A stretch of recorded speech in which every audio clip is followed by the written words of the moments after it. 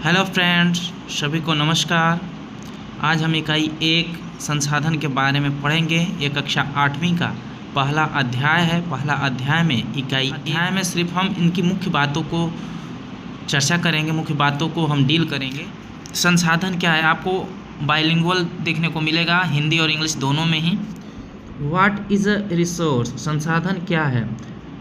Definition of A resource, यहाँ इसका definition दिया गया है। क्या बोल रहा है, मानव की आवश्यकताओं को पूरा करने वाले सभी जीव जंतु एवं पदार्थ क्या कहलाते हैं, संसाधन कहलाते हैं। ओके, और नीचे क्या दिया है, यह एक व्यापक शब्द है जिसमें प्राकृतिक वस्तुएं, मानव निर्मित वस्तुएं एवं स्वयं मानव भी शामिल है। इसमें क्या है, मानव खुद शामिल होता है इस प्राकृतिक संसाधन में। इस संसाधन में संसाधन मानव भी एक खुद है संसाधन। प्राकृतिक संसाधन में बहुत सारी चीज़ें आ जाती हैं, उनको अभी हम देखेंगे। यहाँ पर नेक्स्ट पॉइंट है, संसाधन वे स्रोत हैं जिनका उपयोग मनुष्य अपनी आवश्यकताओं की पूर्ति के लिए करते हैं। क्या करते हैं, आवश्यकताओं की पूर्ति के लिए। अगर आप इसका नोट्स बनाते हैं तो आपको आसानी होगी इन सारी पॉइंट को समझने में। तो मैं ऐसा करता हूँ कि आप इसका नोट्स ज़रूर बनाइएगा।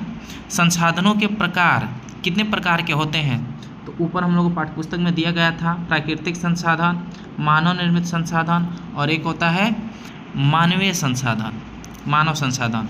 तो अब आते हैं, क्या बोल रहा है, प्राकृतिक संसाधन क्या है। प्राकृतिक संसाधन वे संसाधन है जो हमें प्रकृति से प्राप्त होता है। कहाँ से प्राप्त होता है, प्रकृति से। इसका उदाहरण भी दिया गया है, क्या, जल, भूमि, वायु, खनिज पदार्थ और वनस्पति। ये सारी चीज़ें क्या हैं, जो हमको प्रकृति से डायरेक्ट मिलता है। और आते हैं मानव निर्मित संसाधन। मानव निर्मित संसाधन क्या है, मैन मेड रिसोर्स। ये वे संसाधन हैं जिनका निर्माण मनुष्य प्राकृतिक संसाधनों का उपयोग करके करता है। जैसे मैं आपको उदाहरण दिया है, भवन, सड़कें, मशीनें, औद्योगिक, विद्यालय भवन, पंचायत भवन, खेल, तालाब, जो हम क्या करते हैं, वही प्राकृतिक संसाधन का ही उपयोग करके हम मनुष्य जो बनाते हैं, घर रहने के लिए, विद्यालय पढ़ने जाने के लिए, मशीन बनाते हैं काम करने के लिए। तो ये सारी चीज़ें आपकी प्राकृतिक संसाधन, मानव निर्मित संसाधन में आती है। सॉरी, अब आते हैं मानव संसाधन। मानव संसाधन क्या है, मनुष्य स्वयं एक महत्वपूर्ण संसाधन है क्योंकि वह अन्य संसाधनों का निर्माण एवं उपयोग करता है। मानव भी एक क्या है, संसाधन है, क्योंकि वो खुद ही निर्माण करके उसका उपयोग करता है संसाधन का। मानव की बौद्धिक और शारीरिक क्षमताएं संसाधनों के निर्माण और उपयोग में महत्वपूर्ण भूमिका निभाती है। तो ये बहुत महत्वपूर्ण पॉइंट हो जाता है। शिक्षा और कौशल मानव संसाधनों के विकास में महत्वपूर्ण कारक है। अब आते हैं संसाधनों की उपयोगिता। संसाधनों की उपयोगिता कैसे है हमारे जीवन में, तो इनके महत्वपूर्ण पॉइंटों की चर्चा करते हैं। संसाधन मानव जीवन के लिए अत्यंत महत्वपूर्ण है। ओके, ये हमारी बुनियादी आवश्यकताओं को पूरा करते हैं, जैसे भोजन, पानी और आश्रय।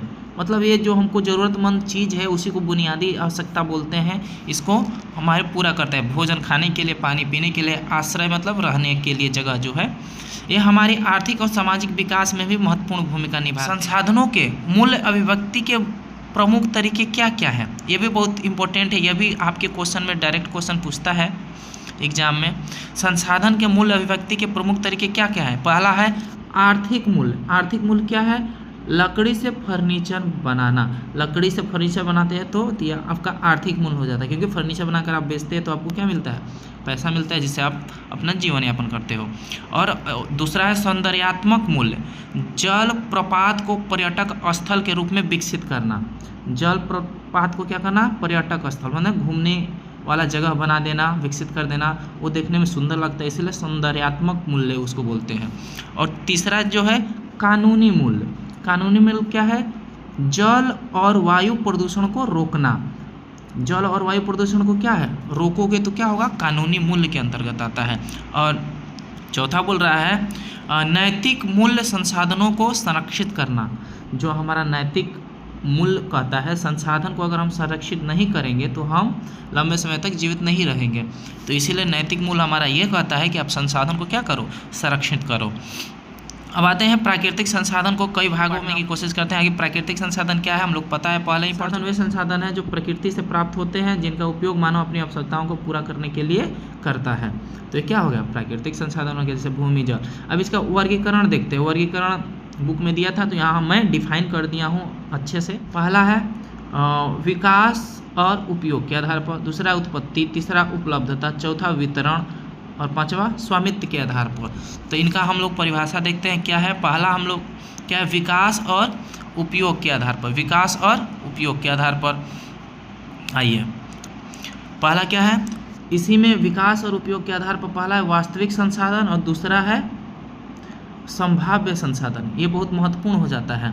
वास्तविक संसाधन और संभाव्य संसाधन क्या क्या है। वास्तविक संसाधन जिनकी मात्रा ज्ञात है और जिनका वर्तमान में उपयोग किया जा रहा है, वो क्या कहलाएंगे, वास्तविक संसाधन। वास्तविक मतलब अभी जो उपयोग में हम ला रहे हैं, जैसे कोयला और पेट्रोलियम हो गया।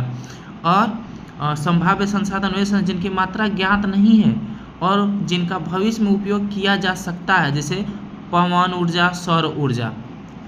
तो ये हमारे क्या हो गए, संभाव्य, मतलब संभावना है, हम उसको फ्यूचर में उपयोग कर सकते हैं। अब आते हैं उत्पत्ति के आधार पर। उत्पत्ति के आधार पर भी देखते हैं, दो दिया है उत्पत्ति के आधार पर। पहला है जैविक संसाधन, दूसरा है अजैविक संसाधन। जैविक संसाधन क्या है, वे संसाधन जो जीवमंडल से प्राप्त होता है।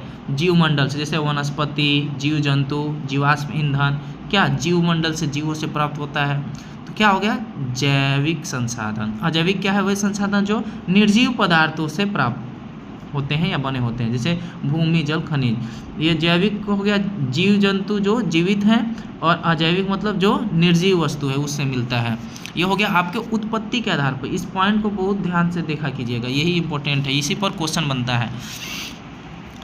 अगर आप ये सारे प्रश्न नोट्स पढ़ लेते हैं तो आप देखेंगे कि आप प्रश्नावली आसानी से हल कर ले रहे हैं। तो ये बहुत आपका मददगार साबित होगा आपके लिए, तो आप इसको ज़रूर देखें और नोट्स ज़रूर बनाएं। और कर रहा है उपलब्धता के आधार पर। अब तीसरी बात करते हैं, उपलब्धता के आधार पर क्या क्या है। एक है नवीकरणीय संसाधन और अनवीकरणीय संसाधन। नवीकरणीय संसाधन क्या है, वे संसाधन जिनका नवीनीकरण किया जा सकता है। नवीनीकरण मतलब उसको फिर से नया किया जा सकता है, सौर ऊर्जा, पवन ऊर्जा और जल।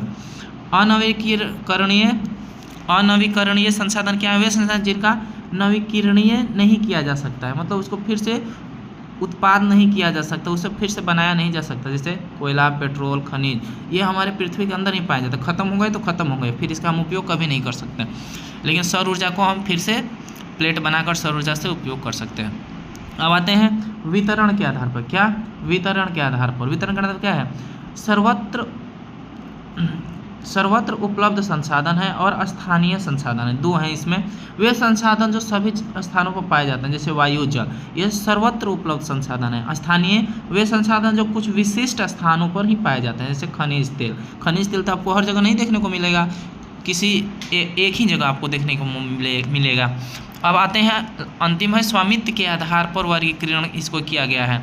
तो क्या है स्वामित्व के आधार पर, निजी संसाधन एक है और दूसरा है राष्ट्रीय संसाधन, तीसरा है अंतर्राष्ट्रीय संसाधन। तो निजी संसाधन क्या है, वे संसाधन जिन पर किसी व्यक्ति का निजी स्वामित्व है, जैसे भूमि, मकान, जैसे आपका भूमि होगा, आपका मकान है, आपका ये निजी है।